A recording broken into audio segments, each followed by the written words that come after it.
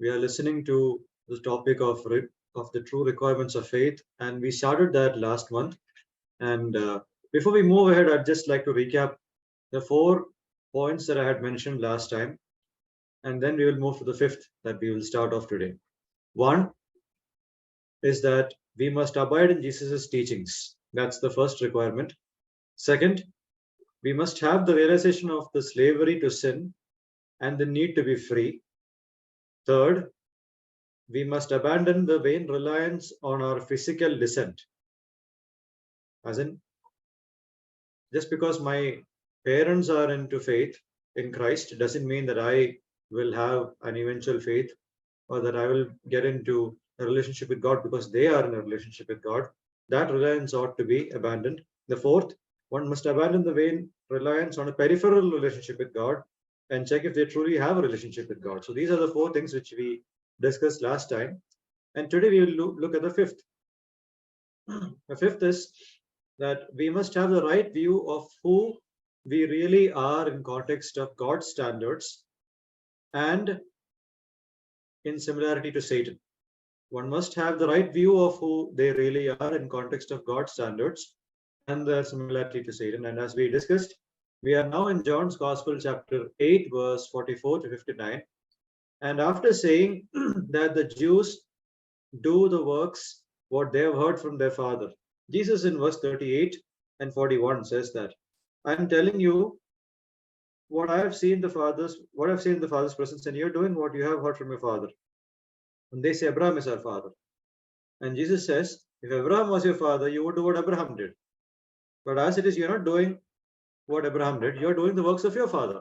And who exactly is that? We move to verse 44. You belong to your father, the devil, and you want to carry out his desires, your father's desires. Oh, this is crashing their idea that they have Abraham as their father.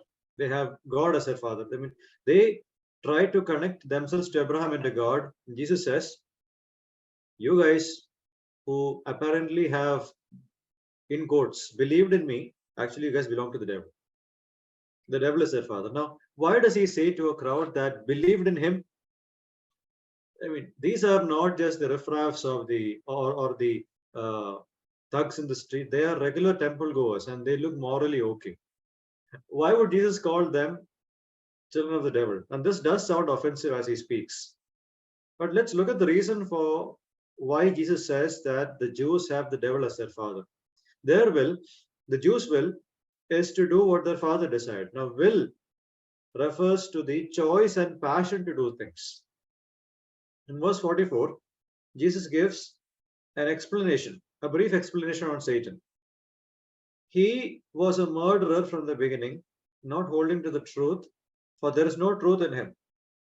When he lies, he speaks his native language, for he is a liar and the father of lies. So let's look at these things which Jesus says. 1, he was a murderer from the beginning. By mentioning the phrase from the beginning, Jesus takes the audience back to Genesis 4, verse 1 to 9, where Satan incited Cain to kill Abel.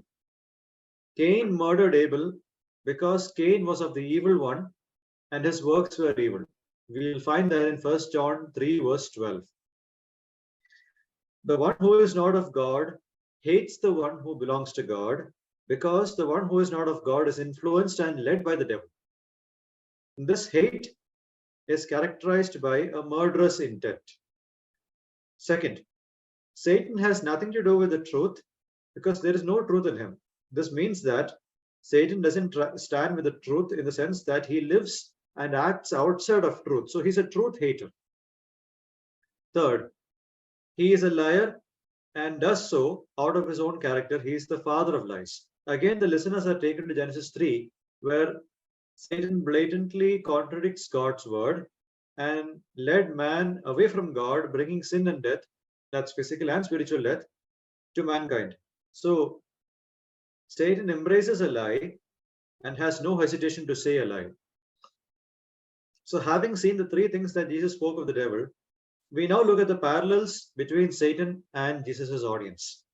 1, Satan's murderous intent against a righteous person is seen here as these Jews seek to kill Jesus because Jesus' words doesn't find a place in them.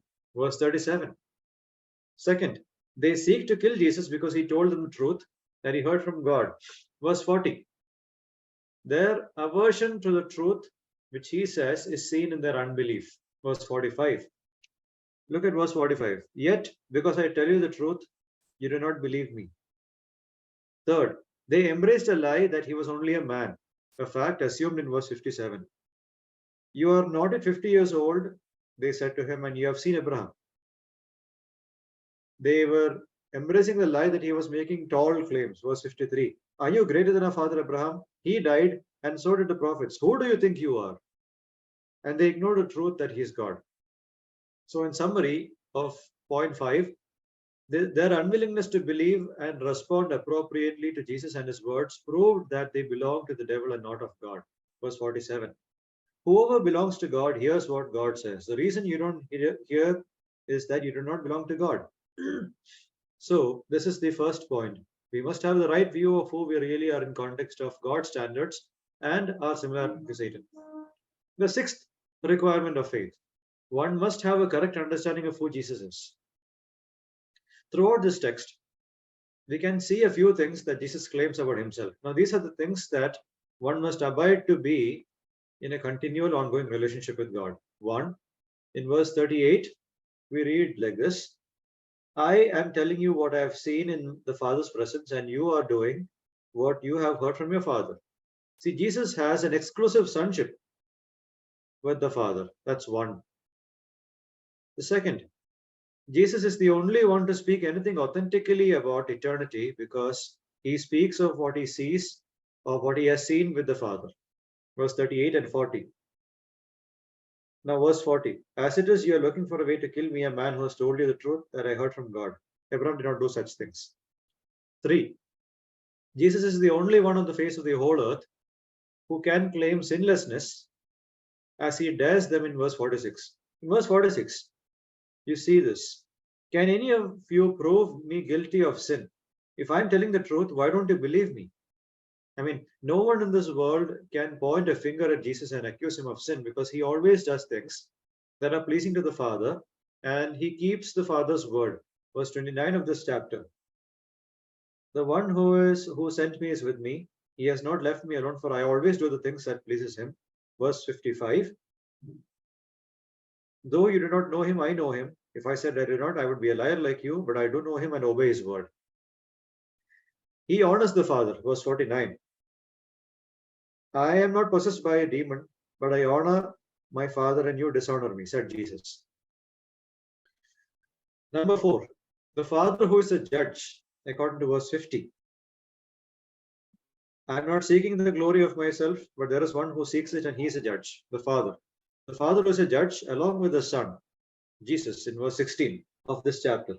In verse 16, Jesus says, but if I do judge, my decisions are true because I'm not alone. I stand with the Father who sent me. So Jesus is also the judge with the Father. And the Father who is the judge, along with Jesus, seeks the glory of his Son. Verse 50. This Father of whom Jesus talks about happens to be the God whom the Jews claimed allegiance and gave worship in verse 54. In verse 54, we read, if I glorify myself, my glory means nothing. My Father, whom you claim as your God, is the one who glorifies me.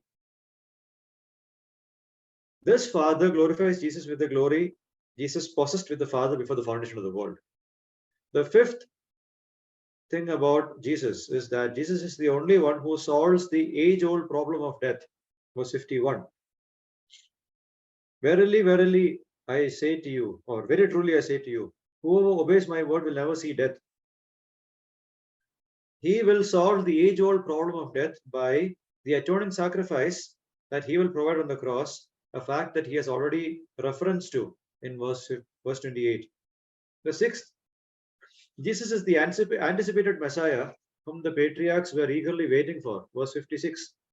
Your father Abraham rejoiced at the thought of seeing my day. He saw it and was glad. Jesus again showed here the contrast between Abraham and these Jews. Unlike these Jews, Abraham rejoiced at at seeing the day of Jesus. Now, what does this mean? Abraham eagerly waited for the day when God would bless the nations of the world through Abraham's offspring. See, Abraham at this point of time is dead at the time Jesus speaks. But Jesus uses the past tense to say that Abraham waited for faith for the crucifixion, a future event through which the covenant promises would materialize. Seventh, Jesus gives complete freedom from the plague of sin. Verse 36. So if the Son sets you free, you will be free indeed. The eighth thing about Jesus, last but not the least, Jesus claimed deity. He was the Yahweh God of the Old Testament, or he is rather the Yahweh God of the Old Testament. This is seen in verse 58. Very truly I tell you, Jesus answered, before Abraham was, I am. Before Abraham was, I am. Abraham is referred to in past tense in this sentence, and Jesus refers to himself in the present tense. See, Jesus didn't say, I was. Jesus didn't say, before Abraham was, I was. Jesus didn't just claim pre-existence before Abraham. He claimed to exist eternally. The phrase I am in verse 58 intentionally is used to say a few things. One, Jesus refers to Exodus 3 verse 14, where God reveals his name to Moses. I am that I am. Second, Jesus just mentioned that he is Abraham's God. How do we say that?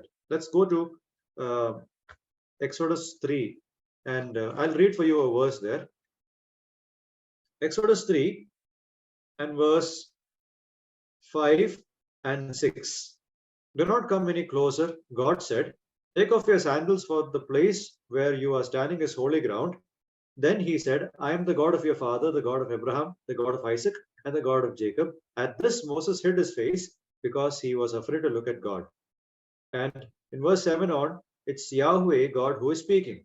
And that Yahweh God has revealed his name in verse 14. God said to Moses, I am who I am. So, the Yahweh God who is speaking to Moses is the God of Abraham. That God's name is I am. And Jesus says he is the I am. What does that mean? He is Abraham's God. He says it to the crowd who questioned whether Jesus was old enough to see Abraham. And then Jesus claims to be the eternally unchanging, self-existing God of the universe. And when Jesus says I am, he claims that he is the only true God along with the Father and the Spirit, and that there is no one else beside him. He shares all the divine attributes with the Father who glorifies Jesus. And notice how the passage in verse 12 and verse 58 ends. Or rather, this passage starts in verse 12 and ends in verse 58, this whole conversation. And this passage starts and ends with Jesus' deity. In verse 12, Jesus says, I am the light of the world, which is in connection to Psalm 27, verse 1. The Lord is my light and my salvation. Of whom shall I be afraid? Psalm 27, verse 1. And that thing is being carried forward here when Jesus says, I am the light of the world. So, verse 12 is a reference to Psalm 27, verse 1 in the Old Testament. And verse 58 is a reference to Exodus 3, verse 14. So, without subscribing to these truths about Jesus, authentic faith is not possible. Unless you believe all of these things about Jesus, you cannot have a true, ongoing, abiding relationship with Jesus, with the Father. The seventh requirement, one must abandon every attempt to falsify Jesus when Jesus shows what is true of him and what is true of us. Let me repeat it. One must abandon every attempt to falsify Jesus when he shows what is true of us and what is true of him. What do we mean by that? See, as Jesus showed them the reality of who they belong to, they have nothing to defend their claims. They said, we are Abraham's children. And Jesus refuted that. And then they said, we are God's children. Jesus refuted that. And now that Jesus refuted those statements, they now start attacking the credibility of Jesus. They attempted it earlier by saying, or when they took a jibe at not being illegitimate children. And let's now look at how they react towards Jesus. So let's see how they react towards Jesus in this conversation. One, the Jews call Jesus a Samaritan. And they do it twice in this passage, in fact. In verse 48 of this chapter, the Jews answered him, "Aren't we right in saying that you are a Samaritan and demon possessed?" Okay, I'll talk about the demon possession. That's 2 times. Samaritan references just once in here. See, from chapter 4 of John, we understand that there was great animosity between the Jews and the Samaritans. Also, in Luke's Gospel 10, where Jesus talks about the parable of the Good Samaritan, Jesus presents a question at the end of the parable. Now, which of these three was a neighbor to the one who fell among the thieves? It was a Samaritan. But the scribe to whom this story was being told, the scribe didn't want to name the Samaritan there. He just says the one who showed mercy. That's it. He didn't want to name the Samaritan. So the Jews often use the word Samaritan to verbally abuse someone. So in this case, they verbally abused Jesus. So they called Jesus a Samaritan. Then, second, twice in this passage, verse 48 and verse 52, they called Jesus demon possessed. Now, here are 4 remarks that I would want to bring out with regard to this reference that they have about Jesus. 1, Jesus who honors the Father and always does the things that pleases the Father is being called demon possessed by those who prove by their actions that they belong to the devil. These people who call Jesus a demon possessed person, they are the ones who are involved in all what the devil is characterized by, and they are calling Jesus a person who has always obeyed God. They call Jesus demon possessed. This is an irony, and Jesus denies their allegations. The second thing here is that this is not the first time that Jesus is called like this. Previous instance of this is seen in John 7 verse 20. A passage before this where Jesus is called, "You are demon possessed." The crowd answered there, "Who is trying to kill you?" And even before that, in Matthew 9 verse 34, 12 verse 24, and Mark 3 verse 22, you see that Jesus is being called one who is doing miracles by the power of Satan. So this is not the first time that such an allegation or such a bad mouthing is happening in here. Then the third thing is that these Jews dishonor Jesus by calling him demon possessed. And fourth, this is a demonstration of light coming into the world and people loving darkness more than the light because their deeds are evil. The fourth thing here is, in response to the truth statements that Jesus made in 51, verse 51, the audience answers that Abraham and the prophets died, twice mentioned, in order to refute Jesus. And verse 53 has a question: "Are you greater than our father Abraham who died?" This is similar to what the Samaritan woman also asked in verse 12 of chapter 4. But this is a different scenario. This is out of unbelief. The Samaritan woman didn't know whom she was speaking to. These people know whom they are speaking to. Fourth, on saying that he indeed is greater than Abraham and the prophets and that he is the eternal I am in Exodus 3 verse 14, the Yahweh of Abraham, Isaac, and Jacob, the Jews picked up stones because they accused Jesus of blasphemy. Now, the law of blasphemy is found in Leviticus chapter 24 and verse 16. I'll read that out for you. 24 verse 16 reads like this. Yeah, here it goes. "Anyone who blasphemes the name of the Lord is to be put to death. The entire assembly must stone them, whether foreigner or native born, when they blaspheme the name, they are to be put to death." This is the law for blasphemy for the Jews. This was rejection, as Jesus revealed who he is. Jesus was unwilling. See now, look at the beginning of this chapter, chapter 8. At the beginning of this chapter, Jesus was unwilling to stone the sinners who were present there. Jesus was unwilling to stone the adulterous woman there. That was grace. And here, these Jews are quick to stone the one who is their God. Let me repeat it. If you haven't understood the magnitude of what I'm trying to say, let me repeat it again. At the beginning of this chapter, we had the adulterous woman who was caught in the act. There was the adulterous man too, and the priests and the scribes who were part of this problem by letting the man go. None of these people are stoned by Jesus. And here are these people who are willing to stone. I mean, all of them are guilty of being stoned. Jesus doesn't stone them. And here is Jesus introducing who he is. It's full of truth, full of grace. And yet, these people are quick to stone or attempt to stone the one who is their God. See how the chapter starts and see how the chapter ends. Okay. Now, I just want to bring out a few lessons and applications out of this. Just 4 things I would like to say, and we'll stop. 1. Man must know the bitter truth that they truly belong to the realm of Satan from birth. And it is necessary to accept it, because otherwise we wouldn't desire a freedom from the slavery to sin and from Satan.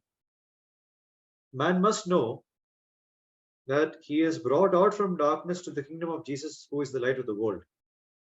This is one thing that we must understand.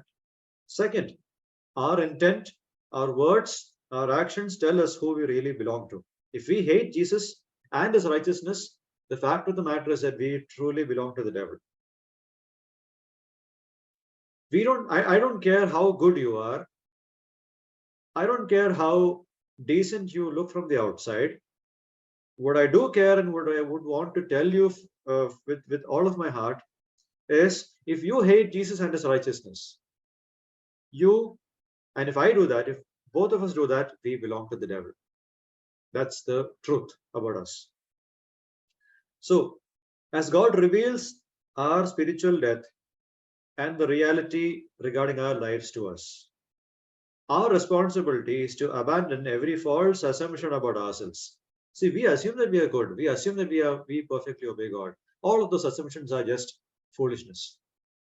Abandon the idea that we are basically good, that we have a relationship with God when that is only peripheral, that we are descendants of godly people. Just stop relying on these things. Okay, that's the application that I would want to bring out from this point. Third, a theme that comes repeatedly in this book is that God doesn't settle for any opinion that compromises the deity of Jesus. God does not settle for any opinion that looks down upon Jesus' deity. Jesus has claimed to be the light who enlightens the world. See, it's not just John telling as an introduction about Jesus. Jesus is saying that out of his own mouth. He claims pre-existence and preeminence over everyone. He may not have said in those exact same words, I am God. But he said it clear enough for the Jews to understand what he claimed. In chapter 5 and in chapter 8, the Jews picked up stones to throw at him. Why? Because they accused him of blasphemy, because they knew what he was trying to claim.